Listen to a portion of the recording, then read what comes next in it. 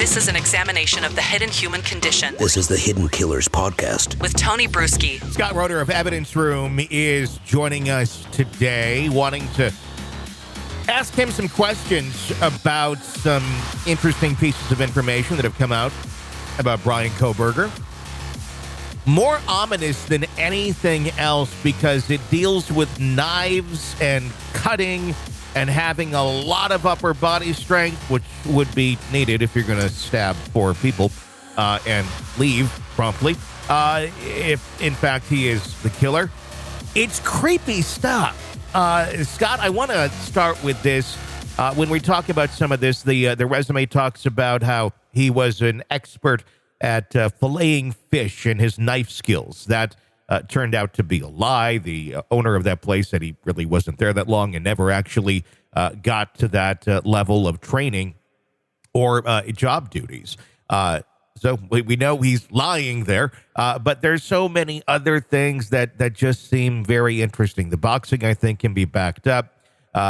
Being a experienced public debate speaker, I think that's arguable a little bit. So it shows us that he lies, and he seems to think he has knife skills. Does any of this mean anything to the ongoing investigation and then eventual trial, or is this just little breadcrumbs that just look creepy? Yeah, well, I mean, I'm conflicted about it. As I read it today,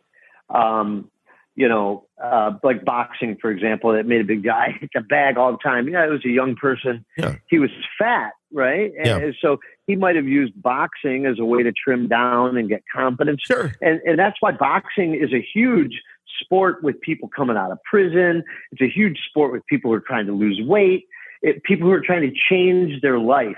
Boxing is something that does that, right? Mm-hmm. Because you expend so much energy and frustration out in the sport of boxing. I mean, so, and I'm a fan of boxing, so I don't want to, I just find that as like that. Maybe that's something he uses as a tool. Yeah.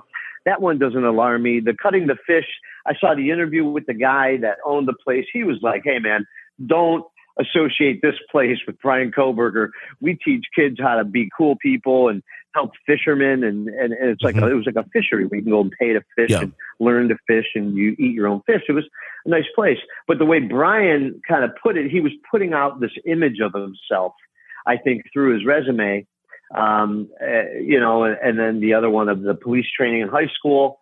We saw a photograph of him doing a push-up. He was much more trimmed down than the older pictures where he was much heavier. So this guy struggled in his life. I mean, I guess I'm looking at it and I see both. I can see just a kid trying to evolve out of this hole that he was in, trying to better himself.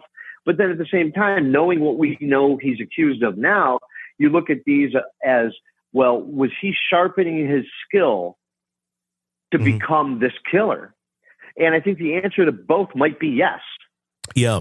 It makes you wonder, because I think the big question is, how far back did this kind of become a goal of his, if he's in fact guilty, to carry out a crime like this? Obviously, we saw a lot of stalking behavior in terms of the evidence that we know.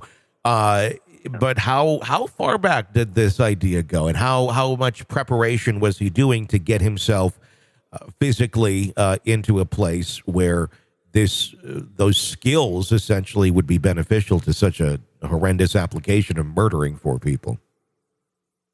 Yeah, well, I mean, to me, like I said, these are things that I think he gravitated to before he became this accused murdering bastard. Okay. Yeah. Or if he is so convicted, right, then we can give him that title.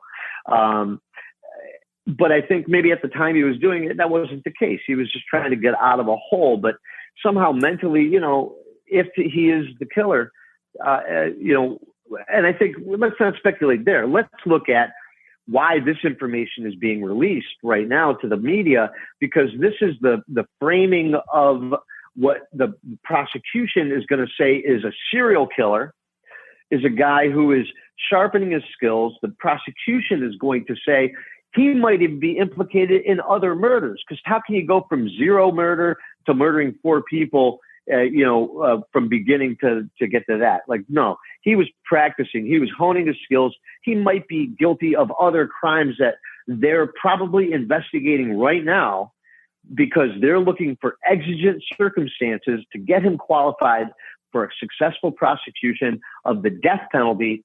And then they just reaffirmed recently that their version of the death penalty is the firing squad. Yeah. So that's what the prosecution has in mind from Bryan Kohberger with the release of this information and framing him that way. Are they right? Are they wrong? I think they're probably right to do that. Mm-hmm. And I think they're probably right in their instincts, but they know more than we know. And I think all indications are that that's the road they're going down. And if they've got the evidence to back it up, I fully back them up in that pursuit. This is an examination of the hidden human condition This is the Hidden Killers podcast. with Tony Brueski. Scott Roder of Evidence Room, thank you so much for your insight. Always very much appreciated. Hey, if you like the podcast, be sure to press subscribe wherever you download them so you don't miss any breaking updates or discussions on the cases we're following for you right here. I'm Tony Brueski. Stay with us.